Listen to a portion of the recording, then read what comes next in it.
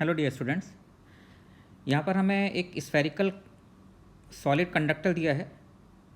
अंदर ये हॉलो है, inner radius A and outer radius is B.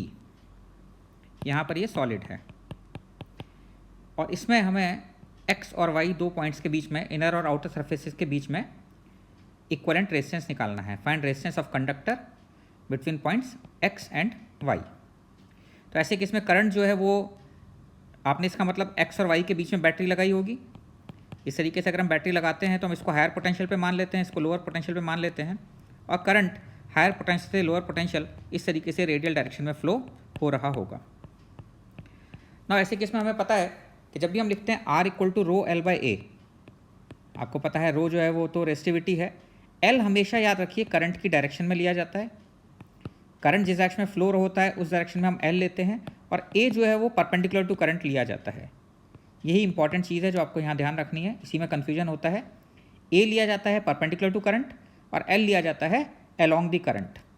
तो यहाँ पर अगर हम देखें तो एरिया कंटिन्यूसली करंट की डायरेक्शन में चेंज होता जा रहा है। जिस डायरेक्शन में हम आगे बढ़ें इसके परपेंडिकुलर अगर हम एरिया की बात करें तो परपेंडिकुलर जो एरिया है ये कंटिन्यूसली चेंज होता जा रहा है। पहले ये 4 पाई a स्क्वायर था और बाद में ये 4 पाई b स्क्वायर पहुँच गया है। तो अगर एरिया ऐसे केस में चेंज हो रहा है तो ऑब्वियस सी बात है ऐसे केस में हम एक स्मॉल एलिमेंट लेकर जिसमें हम एरिया को चेंज को नेग्लिजिबली स्मॉल मानेंगे उसका रेजिस्टेंस कैलकुलेट कर लेते हैं। तो यहाँ पर मैंने ऐसा किया, एक्स डिस्टेंस पर एक छोटा एलिमेंट dx लिया। इस छोटे एलिमेंट dx को अगर हम कंसीडर करें तो इस छोटे एलिमेंट dx के लिए जो लेंथ होगी वो क्या लिया जाएगा dx, और जो एरिया लिया जाएगा वो लिया जाएगा 4 पाई एक्स स्क्वायर। तो अगर हम यहाँ पर देखें, हम लोगों को पता है J equal to sigma into E होता है।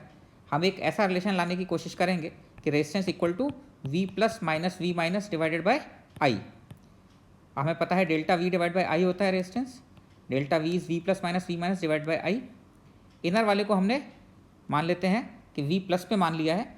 इनर वाले को हम ऐसा एज्यूम कर लेते हैं कि this is at higher potential and this is at lower potential. तो x इक्वल टू ए पर पोटेंशियल V प्लस है और x इक्वल टू बी पर पोटेंशियल मैंने V माइनस एज्यूम कर लिया है। ओके, करंट की direction from higher potential to lower potential होगी। तो नाउ आपको पता है J equal to sigma into E, ये एक रिलेशन होता है जहाँ पर J करंट डेंसिटी है। करंट तो कांस्टेंट ही होगा पूरे सर्किट में, क्योंकि आपको पता है कि किसी एक सर्किट में दो करंट तो पॉसिबल नहीं है। तो करंट कांस्टेंट है, पूरे सर्किट में फ्लो हो रहा है और एरिया इस छोटे से एलिमेंट का कितना हो जाएगा 4 पाई एक्स स्क्वायर। सिग्मा इस कंडक्टिविटी जिसको मैं 1 बाई रो लिख सकता हूँ इंटू ई। इससे मेरे पास इलेक्ट्रिक फील्ड आ जाएगा। इलेक्ट्रिक फील्ड हमें पता है, इलेक्ट्रिक फील्ड से पोटेंशियल डिफरेंस कैलकुलेट कर सकते हैं। dv equal to minus E dot D R. यहाँ पर हमने dv की लिमिट लगा दी, v प्लस की लिमिट होगी x इक्वल टू ए और v माइनस होगा x इक्वल टू बी पर। तो कहीं कहीं पर आपको ये कन्फ्यूजन हो जाता है नेगेटिव साइन को लेकर। आप नेगेटिव साइन लगाएं और अगर प्रॉपर लिमिट लगाएंगे तो आंसर अपने आप सही आ जाएगा, कोई परेशानी नहीं है। तो v plus minus V minus equal to I rho upon 4 pi, अंदर बचता है 1 by x square from A to B. और अगर हम इसको इंटीग्रेट कर देते हैं तो 1 बाई एक्स स्क्वायर का इंटीग्रेशन आपको पता ही है माइनस 1 बाई एक्स होता है। तो v plus minus V minus is equal to I rho upon 4 pi. 1 by x square को सॉल्व किया माइनस 1 बाई एक्स, तो आपके पास b minus A upon A B आ जाएगा। ये आप सॉल्व कर ही सकते हैं। और रेजिस्टेंस कितना होता है डेल्टा v बाई आई। यहाँ आप वैल्यू पुट कर देंगे तो विल गेट दिस आंसर। तो सिंपल सा क्वेश्चन है।